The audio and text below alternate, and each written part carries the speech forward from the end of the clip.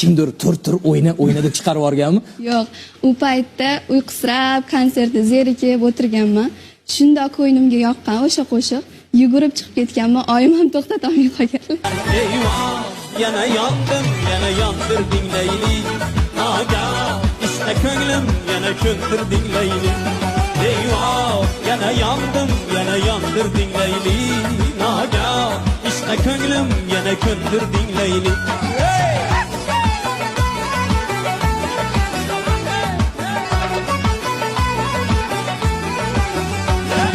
Ko'nglimni shod aylading, mendan baxtli oshiq yo'q. Gapimga kirding demak, endi sendan ko'nglim to'q. Ko'nglimni shod aylading, mendan baxtli oshiq yo'q. Gapimga kirding demak, endi sendan ko'nglim to'q. Seni ko'rib